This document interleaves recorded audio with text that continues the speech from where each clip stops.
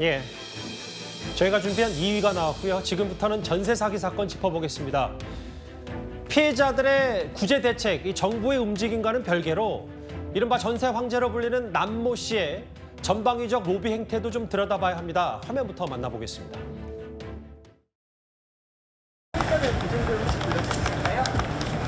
전자 계획이 하신 건가요? 오늘 법정에서 어떤 부분 소명을 줬을까요? 세입자들 보증금 어떻게 돌려주실 생각이신가요?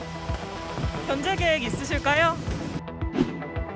인천에서 활동하던 남모 씨가 2017년부터는 돌연 강원도 동해 망상 일대의 국제관광도시 개발 사업자로 변신해 민주당 소속 최문순 강원도지사와 각종 양해각서를 체결했다고 합니다. 갑자기 활동 지역을 옮겼음에도 강원도에서 동해시 일대 땅을 낙찰받고 개발 사업자로 선정되었습니다. 승승장구한 셈입니다. 누군가 입김이 작용했을 가능성이 매우 농후하지 않습니까? 지금 여당이 배후로 의심하는 부분, 그리고 일부 언론 보도를 저희가 하나하나 살펴볼 텐데 물론 조심스럽습니다. 당사자들은 전면 부인하고 있기 때문에.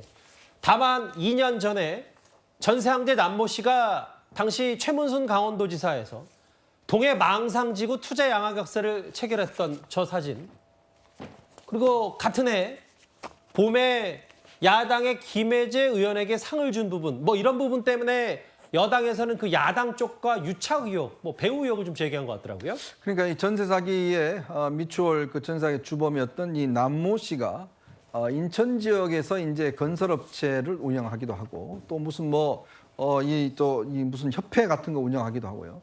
또 무슨 한글 수호 무슨 그 협회도 운영하기도 하고 꽤 사회 활동들이 많았던 분으로 알려지고 있습니다. 근데 이분이 인천에서 주로 이 빌라를 짓고 이거를 이제 또 분양하고 등등 이렇게 했었는데 갑자기 강원도 지역의 동해 개발에 났습니다. 망상 1지구 개발 사업을 하는데요. 이게 처음으로 이철규 의원이 이걸 사무총장이 이야기를 했지 않습니까? 있다고. 이철규 의원의 지역이 동해예요. 예. 이제 그렇다 보니 그 지역이 아마 현재 사정들을 잘 알아서 이 문제를 지적한 것 같은데 인천에 사업하시는 분이 이 망상지구도 보니까 꽤 규모가 큰 사업이었습니다. 당시 최문순 지사가 이 사업체를 선정을 했는데 당시에 이 사업체가 이게 규모가 큰 업체가 이 사업들을 어떻게 할 것이냐 이걸 하니까 그 자금 조달을 임대 사업이나 이런 것들 등등으로 해서 얻는 수익으로 한다 이렇게 이야기를 했어요. 그래서 당시에 강원도 의회가 이걸로 지금 할 수 있나라는 의문도 제기하기도 했습니다. 예. 그런데 지금 이제 이 여당이 제기하는 의문을 보면 원희룡 장관이나 제기하는 의혹을 보면 아니 인천에서 사업하던 분이 왜 강원도 지역에 가서 이런 사업들 이게 사실은 대장동 사업하고 비슷한 측면도 있습니다. 이런 사업들을 수주할 수 있었을까? 여당의 주장이죠. 그렇죠. 동해시의 대장동 사업이다 이렇게 그러면 얘기하면. 이거는 뭔가 누가 소개를 시켜준 거 아닌가? 아하. 그래서 이제 지금 제기되는 의혹이 지금 야권의 유력한 정치인, 고위 정치인이 이 관계를 소개시켜준 정황이 있다. 그래서 경찰에서 수사를 해달라 이 요구를 했습니다. 예. 그렇다 보니까 즉 최문순 지사가 왜 일면식도 없는 인천 지역 사업자를 이 동해 지역의 사업자로 선정했는지 그리고 이 사람은 이걸 선정하기 앞서서 누구의 소개를 받아서 이렇게 했는 것인지 바로 이 부분을 지금 오늘부터 경찰이 내사에 들어갔습니다. 이제 본격 수사에 들어가려면 조금 더 시간이 걸릴 텐데 어찌됐건 조선일보 보도에 따르면 이 동해시 망상지구 사업비가 대략 6천억 규모 정도 되는데 이거를 지난번에 낙찰을 받고 선정이 됐다. 그러니까 인천에서 주로 이 전세 사업을 했던 이른바 전세황제가 왜 갑자기 강원도로까지 진출해서 이렇게 큰 규모의 사업을 따냈냐. 중간에 인천이 지역구인 야당의 유력 정치인이 연결고리 역할을 했다. 이게 지금 여당의 의심인 거고요. 그렇습니다.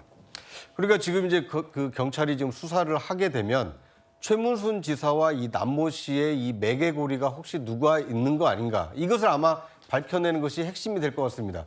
왜냐하면 최문순 지사가 이제 3선 강원도지사를 했는데 재선에서 3선으로 넘어가기 직전에 이 남모 씨가 동해시 일대 땅 약 54만 평을 143억 원에 낙찰을 받았다는 겁니다. 예. 그리고 최문순 지사가 3선에 성공한 이후에 이 망상지구 개발 사업자로 이 남모 씨의 회사를 선정을 했다는 겁니다. 그러니까 망상지구를 남모씨가 사실상 이제 어느 정도 이 사업을 할 수 있게 그 인허가권을 쥐고 있는 그 최문순 지사가 해준 건데 예. 어떻게 해서 이 남모씨가 이 강원도에서 사업을 할 수 있게 됐느냐. 예. 이 배경에 대해서 지금 여당에서는 상당히 의구심을 가지고 있고 그 의구심 중에 하나가 인천에 있는 유력 정치인이 이 최문순 지사에게 이 남모 씨를 소개해 준 거 아니냐. 이것이 지금 의혹의 핵심이기 때문에 예. 앞으로 어떤 경찰이나 또는 검찰 수사를 통해서 이 과정이 밝혀진다라면 이것이 또 새로운 의혹 사건으로 번질 가능성이 있다. 이렇게 보여집니다. 뭐 아직은 저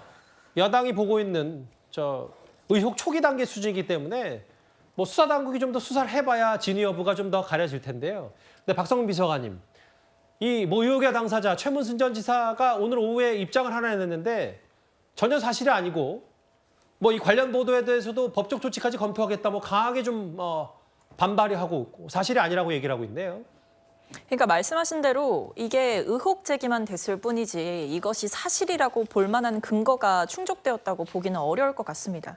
그리고 더 중요한 것은요. 지금 이 얘기가 왜 나왔냐 시작해보면 시작은 전세 사기 범죄에 대해서 얘기가 나온 거거든요. 예. 그렇다면 저는 지금 여당에서 야당 정치인 배우설을 제기하면서 뭔가 정치적인 공격을 할 때가 아니라 중요한 건 범죄가 일어났고 범죄 예방 대책을 마련하는 것과 동시에 피해자들을 위한 구제 대책을 마련하는 게 급선무입니다. 그게 1번이다. 그런데 그러니까 통상적으로 그렇지 않나요? 범죄가 일어났다고 하더라도 뭔가 범인이 왜 이 범죄를 저질렀냐라고 분석하는 것은 사실 부차적인 것이고 예. 피해자의 회복은 어떻게 할 것인지 유사한 범죄가 일어나지 않으려면 어떤 정책을 대책을 마련해야 되는가 여기에 힘을 쏟아야 되는데 저는 이것이 되려 전세 사기 피해자들이 지금 극단적 선택을 하고 있는 상황에서 그리고 앞으로 좀 더 예상되는 범죄의 규모가 꽤 있다는 점에서 정치권이 써야 할 에너지 한정된 에너지를 꼭 필요한 데 쓰지 않고 오히려 정쟁에만 쓰는 것이 아닌가 싶어서 이 논란의 시발점이 상당히 우려스럽습니다. 예. 본인 무관하다고 했습니다. 법적 조치 취할 거다.